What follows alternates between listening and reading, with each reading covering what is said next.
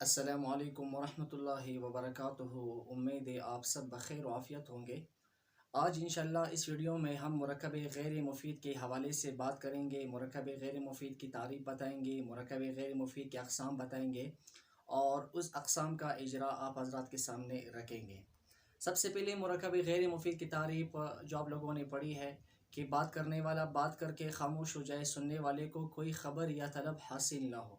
مرکب غیر مفید کہتے ہیں اس سے جو فائدہ نہ دینے والی بات ہو، فائدہ نہ دینے والی بات ہو، جیسے مثال کے طور پر عبداللہ، عبداللہ یہ مرکب غیر مفید ہے۔ اب عبداللہ آپ کو کوئی بھی بات سمجھ میں نہیں آ رہی کہ عبداللہ کو کیا ہوا ہے، عبداللہ چلا گیا، عبداللہ آ گیا، عبداللہ نے کھانا کھایا، عبداللہ بیٹھ گیا، عبداللہ کو کیا ہوا ہے، کسی بھی قسم کی کوئی بات ہماری سمجھ میں نہیں آ رہی کہ کیا ہوا ہے عبداللہ کو۔ اگر اس سے مرکب مفید بنائیں گے تو یہاں شروع میں مسند لے کر آئیں گے، جاء عبداللہ، اب بات سمجھ میں آ گیا، عبداللہ آ گیا۔ اب بات سمجھ میں آ گئی کہ متکلم جو ہے وہ مخاطب کو عبداللہ کی آنے کی بات بتا رہا ہے کہ عبداللہ آ گیا۔ لیکن اگر جاء نہ ہو تو کوئی بھی بات سمجھ میں نہیں آئے گا کہ عبداللہ کو کیا ہوا ہے۔ اس کو کہتے ہیں مرکب غیر مفید، یعنی ایسے مرکب جو کہ فائدہ نہ دینے والا ہو، وہ مرکب۔ پھر غیر مفید کی جو ہے 5 اقسام ہے۔ ان میں سے سب سے پہلے قسم ہے مرکب اضافی۔ مرکب اضافی کی تعریف ہے کہ دو اسموں کو اس طرح ملایا جائے کہ اس میں اول سے تنوین یا قائم مقام تنوین ہٹا کر اس کی جگہ پر دوسرا اسم رکھا جائے، اس کو مرکب اضافی کہتے ہیں۔ مثال کے طور پر ایک اسم ہے غلام، ایک دوسرا اسم ہے غلامانی، ایک تیسرا اسم ہے مسلمون۔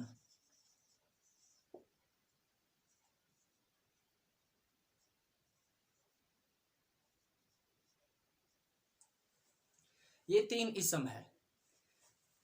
پہلا اسم، اب اس اسم سے بھی ہم مضاف بنائیں گے، اس اسم سے بھی ہم مضاف بنائیں گے، اس اسم سے بھی ہم مضاف بنائیں گے۔ سب سے پہلے جب آپ مضاف بنائیں گے تو اس سے تنوین ہٹاؤ، یہاں سے قائم مقام تنوین ہٹاؤ، ادھر سے بھی قائم مقام تنوین ہٹاؤ۔ یہ آخر میں جو نون جمع اور نون تثنیہ ہے یہ اس تنوین کے قائم مقام ہوتا ہے۔ یہ ہٹا دیا، اس کی جگہ پر دوسرا اسم رکھا، اس تنوین کی جگہ پر ہم نے رکھا زید، یہ اسم رکھا۔ دوسرا یہاں پر ہم نے رکھا، یہاں بھی زید رکھا، غلامہ زید۔ یہاں بھی ہم نے ایک اور اسم رکھا مصر۔ تو یہاں تنوین ہٹایا، یہاں قائم مقام تنوین جنون تثنیہ تھا یہ ہٹایا، یہاں قائم مقام تنوین جنون جمع تھا وہ ہٹایا، اس کی جگہ پر یہ اسما رکھیں، تو یہ مضاف الیہ بن گیا، یہ مضاف الیہ بن گیا۔ اب مضاف کا جو اعراب ہے وہ عامل کے مطابق ہوگا، یعنی عامل اگر رافع ہو تو مضاف مرفوع ہوگا، جیسے جاء غلام زید، جاء غلامہ زید، جاء مسلم مصر۔ اگر مضاف کا عامل ناصب ہو تو مضاف منصوب ہوگا، جیسے رأیت غلام زید، رأیت غلام زید، رأیت مسلمی مصر۔ اور اگر مضاف کا عامل جو ہو وہ جار ہو تو پھر مضاف مجرور ہوگا، جیسے مررت بغلام زید، مررت بغلامی زید، مررت بمسلمی مصر۔ تو مضاف کا اعراب جو ہے وہ عامل کے مطابق ہوگا، اگر عامل رافع تو مضاف مرفوع، عامل ناصب تو مضاف منصوب، عامل جار تو مضاف مجرور۔ لیکن جو مضاف الیہ کا اعراب ہے وہ ہمیشہ مجرور ہوگا، ہر صورت، ہر حال میں یہ ہمیشہ مجرور ہوگا۔ زید، زید مصر، مصر سے کوئی بھی عام مصر مراد اس وجہ سے غیر منصرف نہیں ہے، قرآن مجید میں جو استعمال ہوا ہے وہ متعین مصر مراد، اس وجہ سے وہاں غیر منصرف ہے، یہاں غیر منصرف نہیں ہے۔ البتہ دوسری بات یہ ہے کہ مضاف پر تنوین نہیں آ سکتا، مضاف پر تنوین نہیں آ سکتا، کیوں؟ اس وجہ سے نہیں آ سکتا کہ مضاف اور مضاف الیہ میں شدت اتصال ہوتا ہے، شدت اتصال کی وجہ سے تنوین نہیں آتا، اور تنوین جو ہے وہ انفصال پر دلالت کرتا ہے، جدائی پر دلالت کرتا ہے۔ تو اگر یہاں پر تنوین آ گیا تو پھر یہ مضاف نہیں مانا جائے گا، کیونکہ مضاف اپنے مضاف الیہ کے ساتھ جو ہے وہ شدت اتصال چاہتا ہے، وہ انفصال کو قبول کرتا ہی نہیں، اور تنوین جو ہے وہ انفصال پر دلالت کرتا ہے، اس وجہ سے مضاف پر تنوین نہیں آ سکتا۔ دوسری بات یہ ہے کہ مضاف پر الف لام بھی نہیں آ سکتا، جس طرح کہ مضاف پر تنوین نہیں آ سکتا اسی طرح مضاف پر الف لام بھی نہیں آ سکتا۔ تو یہ رہی مرکب اضافی۔ دوسری بات یہ ہے کہ مضاف اور مضاف الیہ کا فائدہ کیا ہے، کس چیز کا فائدہ دیتا ہے؟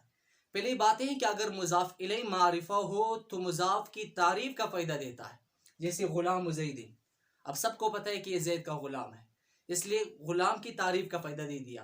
پہلے یہ غلام النکرہ تھا، سمجھ میں نہیں ہے کہ کس کا غلام ہے، لیکن جب غلام کی اضافت زید کی طرف ہو گئی تو یا زید چونکہ عالم کی وجہ سے معرفہ ہے تو اس معرفہ کی وجہ سے مضاف کا بھی تعریف کا فائدہ ہوا کہ مضاف بھی معرفہ بن گیا، تو یہاں پر تعریف کا فائدہ دیتا ہے۔ اسی طرح اگر مضاف الیہ جو ہے وہ نکرہ ہو تو پھر مضاف کی تخصیص کا فائدہ دیتا ہے، مثلا جیسے قرأت کتاب ادب، اگر یہ مضاف نہیں مانو گی تو اس صورت میں یہ کتابن ہوگا۔ قرأت کتابن، میں نے کوئی کتاب پڑھی، اب کتاب سے کوئی بھی کتاب مراد ہو سکتی ہے لیکن معلوم نہیں کہ کون سی کتاب مراد ہے، ٹھیک ہے، لیکن جب آگے سے کتاب کو ادب کی طرف مضاف کر دیا، قرأت کتاب ادب، میں نے ادب والی کتاب پڑھی، تو یہاں پر تخصیص کا فائدہ دے دیا کہ بھائی کتاب سے کوئی اور کتاب مراد نہیں ہے، نہ علم النحو کی کتاب مراد ہے، نہ علم الصرف کی کتاب مراد ہے، نہ علم تفسیر کی کتاب مراد ہے، باقی ساری کتابوں کو خارج کر دیا، صرف ایک ادب والی کتاب کو متعین کر دیا، تو ایک طرح سے تخصیص اس میں آ گئی۔ تیسری بات یہ ہے کہ اگر کبھی کبھی مضاف ملکیت کا فائدہ دیتا ہے، جب تک آپ مضاف نہیں بناؤ گے تب تک آپ یہ نہیں کہہ سکتے ہو کہ یہ قلم میرا ہے، کسی بھی صورت میں نہیں کہہ سکتے ہو کہ یہ قلم میرا ہے۔ جب بھی آپ کو یہ کہنا ہے کہ یہ قلم میرا ہے تو پھر آپ کو سب سے پہلے اس کو مضاف بنانا ہے، جیسے قلم، کوئی بھی قلم، اگر آپ اس کو یہ کہنا چاہ رہے ہو کہ قلم میرا ہے تو سب سے پہلے اس کو مضاف بنانا پڑے گا، یا متکلم کی طرف، قلمی، میرا قلم، میرا قلم۔ قلنسوا، ٹوپی، آپ یہ کہنا چاہ رہے کہ یہ میرا ٹوپی ہے تو آپ اس کو مضاف بنانا پڑے گا، قلنسوتی۔ اگر آپ یہ کہنا چاہتے ہیں کہ یہ کتاب آپ کا ہے تو اس کو مضاف بنانا پڑے گا، کتابو کا، آپ کا کتاب۔ عموماً جو ہے مضاف اور مضاف الیہ کا پہچان جو ہے وہ اردو ترجمے میں کا کے کی را رے ری آتا ہے، جیسے کہ غلام زیدین، زید کا غلام، غلامہ زیدین، زید کے دو غلام، مسلم و مصرین، شہر کے مسلمان، قرأت کتاب ادب، ادب کی کتاب، قلمی، میرا قلم، کتابوں کا، آپ کا کتاب۔ تو اردو ترجمے میں کا کے کی را رے ری آتا ہے، یہ مضاف اور مضاف الیہ کی پہچان ہوتا ہے اردو ترجمے میں۔ دوسری قسم ہے مرکبی بینائی۔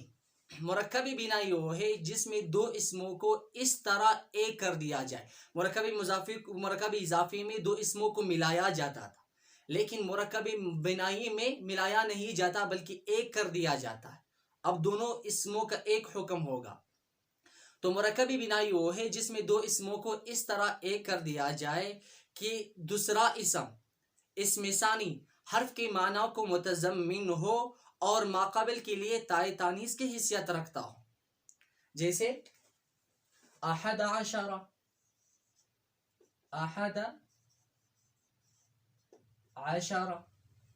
اب یہ جو ہے نا ان کو ایک کر دیا ہے، یہ ایک کلمہ ہے، ایک کر دیا گیا، احد الگ کلمہ تھا، عشر الگ کلمہ تھا، ان دونوں کو ملا کر ایک کر دیا گیا ہے، اب یہ دونوں کا ایک ہی حکم ہے، لیکن کیسے ایک کر دیا؟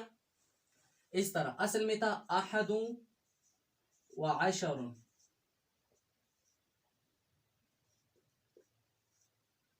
کثرت استعمال کی وجہ سے واو کو درمیان سے حذف کر دیا تو احد عشر بن گیا، احد عشر بن گیا۔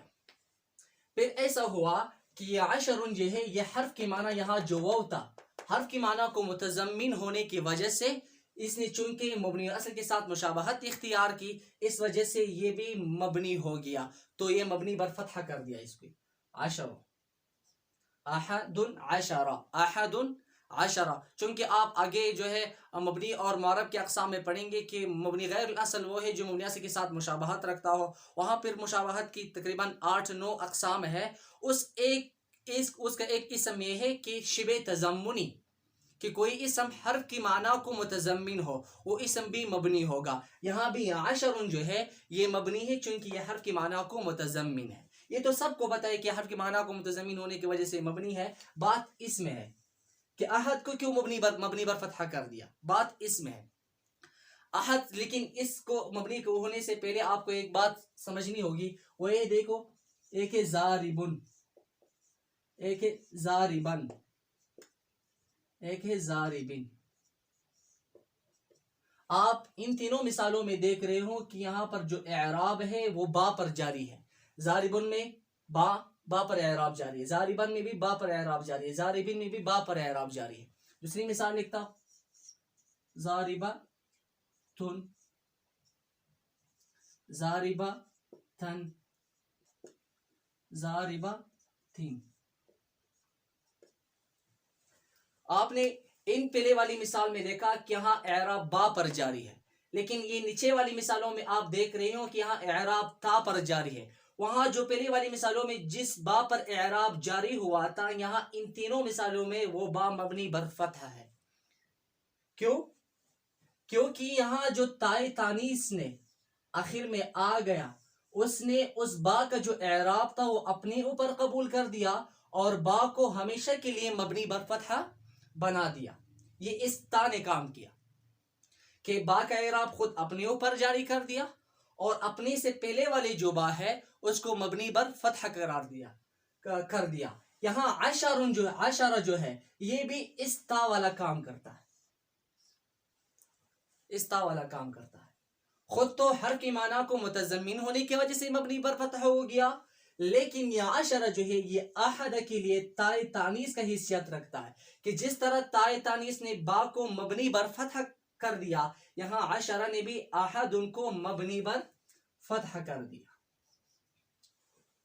تو اب یہ ہو گیا احد و عشر سے احد عشر بن گیا. تو یہ بھی اس کا اعراب جو ہے اپنے عامل کے مطابق ہوگا. اگر عامل رافع ہو تو پھر یہ مرفوع محلن ہوگا چونکہ یہ مبنی ہے، اور اگر عامل ناصب ہو تو پھر یہ منصوب محلن ہوگا، اور اگر عامل جار ہو تو پھر یہ مجرور محلن ہوگا. جیسے جاء احد عشر رجلا، اور یہ اس میں تام ہمیشہ تمیز چاہتا ہے. جاء احد عشر رجلا، جاء فعل ہے، احد عشر ممیز، رجلا تمیز، ممیز تمیز مل کر یہ جاء کے لیے فاعل بنے گا.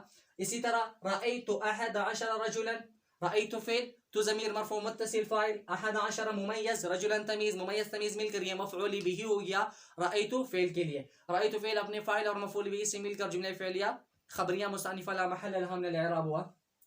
مررت باحد عشر رجلا، مررت فعل تو ضمیر فاعل، با جار، احد عشر ممیز، رجلا تمیز، ممیز تمیز مل کر با جار کے لیے مجرور، جا مجرور مل کر متعلق ہوا مررت فعل کے ساتھ. مررت فعل اپنے فاعل اور متعلق سے مل کر جملہ فعلیہ خبریہ مستأنفہ لا محل لها من الاعراب ہوا. یہ رہی مرکب بنائی. تیسری قسم ہے مرکب مناصرف. مرکب مناصرف کی تعریف بالکل اسی طرح مرکب بنائی کی طرح ہے، لیکن فرق یہ ہے کہ مرکب بنائی میں دوسرا اسم حرف کی معنی کو متضمن ہوتا تھا، لیکن مرکب مناصرف میں دوسرا اسم حرف کی معنی کو متضمن نہ ہو.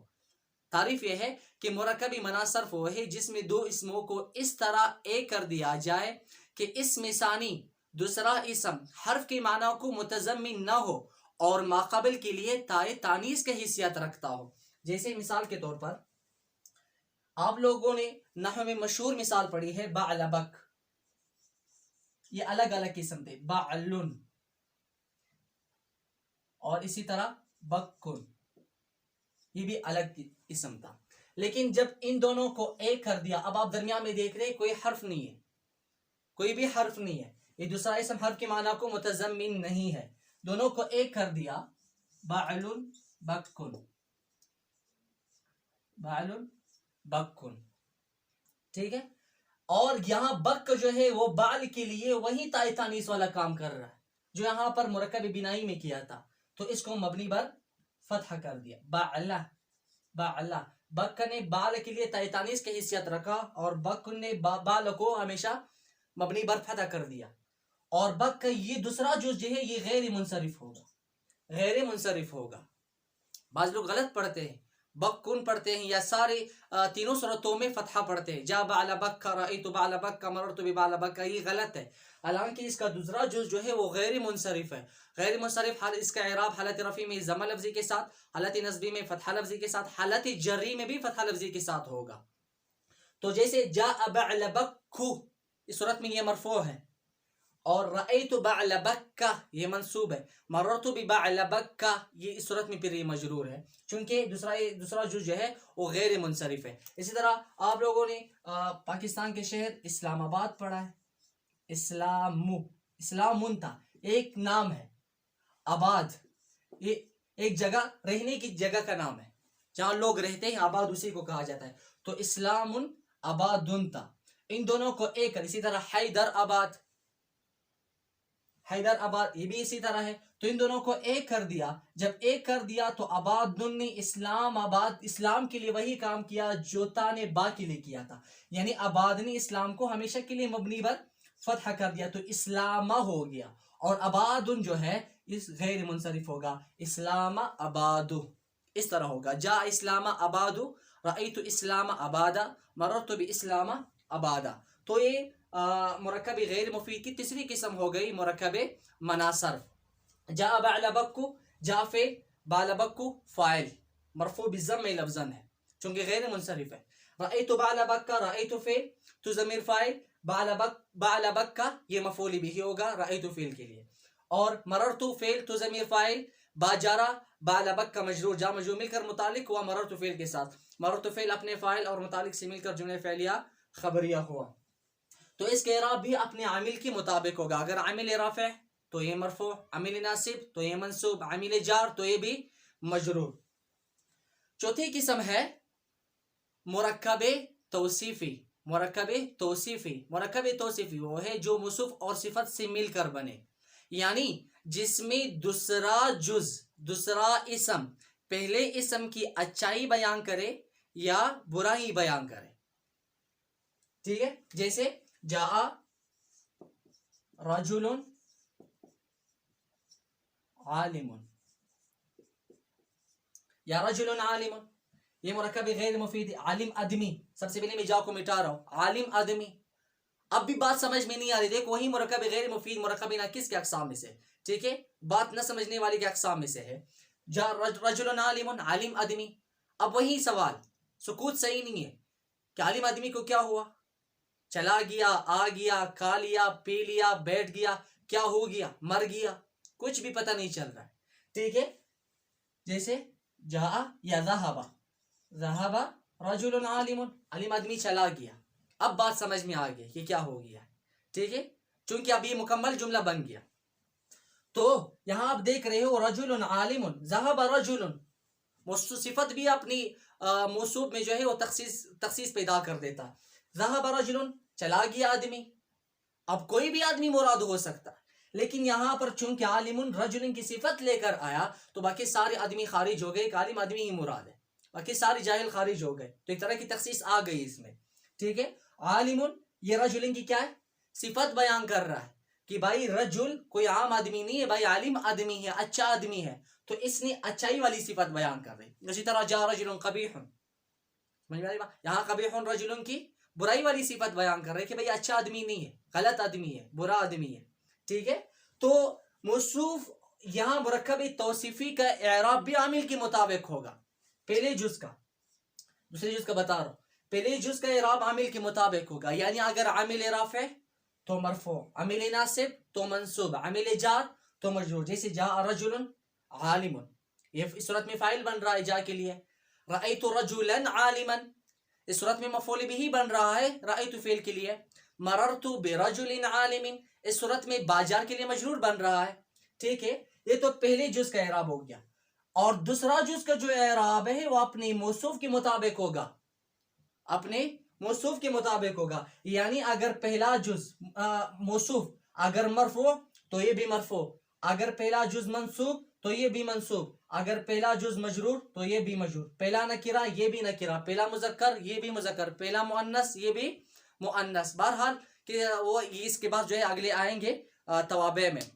فی الحال یہاں یہ سمجھ لے کہ ان دونوں چیزوں کا اعراب ایک ہوگا. پہلا مرفوع تو یہ بھی مرفوع، پہلا منصوب تو یہ بھی منصوب، پہلا مجرور تو یہ بھی مجرور. جیسے جاء رجل عالم دونوں صورتوں میں مرفوع ہے. موصول صفت مل کر پھر یہ جا کے لیے فاعل بنے گا. رأیت رجلا عالما، رأیت فعل تو ضمیر فاعل، رجلا موصوف، عالما شبہ پہلے اپنے فاعل سے مل کر پھر یہ صفت بنے گا. موصول صفت مل کر پھر یہ رجل رأیت کے لیے مفعول بھی بنے گا. مررت برجل عالم یہاں بھی موصول صفت مل کر باجار کے لیے مجرور بنے گا. جا مجرور مل کر یہ پھر متعلق ہوگا مررت فعل کے ساتھ، مررت فعل اپنے فاعل اور متعلق سے مل کر پھر یہ جملہ فعلیہ خبریہ مستأنفہ لا محل لها من الاعراب ہوگا. مرکبی غیر مفید کے آخری قسم مرکبی صوتی ہے. مرکبی صوتی تعریف یہ ہے کہ جس میں دو اسموں کو اس طرح ایک کر دیا جائے کہ دوسرا اسم صوت ہو، آواز ہو، اور ماقابل کے لیے تائے تانیث کی حیثیت رکھتا ہو. جیسے سیبویہ، سیب یہ الگ اسم تھا. وے یہ دیکھو آپ سمجھ رہے کہ یہ آواز ہے. وے وے اسحاق ابن راہوے، اسحاق راہوے، ٹھیک ہے. تو یہ سارے آواز ہے. وے وے جو لوگ غم کی حالت میں ہوتے ہیں تو وے وے بولتے ہیں، تو یہ آواز ہے، ایک قسم کی غم کی آواز ہے. تو مرکبی صوتی وہی جس میں دو اسموں کو اس طرح ایک کر دیا جائے کہ دوسرا اسم آواز ہو اور ماقابل کے لیے تائے تانیث کی حیثیت رکھتا ہو. یہاں سیب انتا، سیب، ٹھیک ہے، سیب انتا، وہی نے سیب کے لیے وہی کام کیا جو یہاں تانے با کے لیے کیا تھا، یعنی وہی نے سیب کو مبنی پر فتحہ کر دیا، اب سیبا. اور یہاں دوسرا جز جو ہے وہ کبھی مبنی پر سکون ہوتا ہے اور کبھی مبنی پر کسرہ ہوتا ہے. دونوں یہ دونوں جائز ہے. کبھی مبنی پر سکون جا سبوے اور کبھی مبنی پر کسر جیسے جا سبوے، ٹھیک ہے. تو یہ دونوں جائز ہے. اس کا اعراب بھی اپنے عامل کے مطابق ہوگا. عامل رفع تو یہ مرفوع، عامل ناصب تو یہ منصوب، عامل جار تو یہ مجرور. جیسے جا سبوے یہاں جا فاعل، سبوے جا فعل جو ہے، جا فعل ہے، سبوے یہ اس کے لیے فاعل بنے گا. فعل اپنے فاعل سے مل کر جملہ فعلیہ خبریہ ہوگا. رأیت سبوے، رأیت فعل تو ضمیر فاعل، سبوے یہ مفعول بھی بنے گا. فعل اپنے فاعل اور مفعول بھی سے مل کر جملہ فعلیہ خبریہ ہوگا. اور مررت بسبویہ، مررت فعل تو ضمیر فاعل، باجار سبویہ مجرور، جا مجرور مل کر متعلق ہوا مررت فعل کے ساتھ. مررت فعل اپنے فاعل اور متعلق سے مل کر جملہ فعلیہ خبریہ ہوا. آخر میں مرکب غیر مفید کے حوالے سے ایک آخری فائدہ بتلانا چاہتا ہوں، وہ یہ ہے کہ دیکھو کہ مرکب غیر مفید جو ہے یہ ہمیشہ جزئی جملہ بنتا ہے، مکمل جملہ یہ نہیں بن سکتا. ہمیشہ اس کو کبھی مسند الیہ کی ضرورت پڑتی ہے، کبھی نہ مسند ہوتا ہے نہ مسند الیہ ہوتا ہے. جملے میں جملہ کا معنی تم پر موقوف ہو لیکن غیر مقصودی ہوتا ہے. تینوں کی مثالیں بتا رہا ہوں.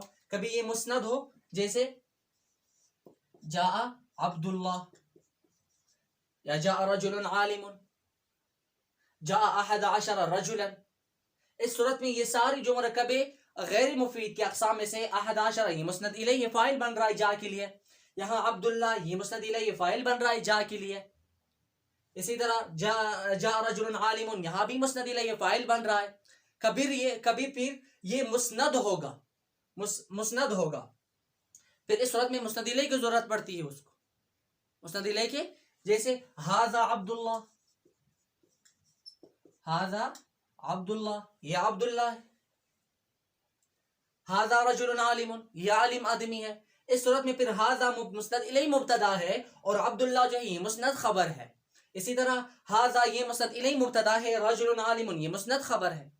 کبھی نہ مسند الیہ ہوتا ہے نہ مسند ہوتا ہے. جیسے ضرب زید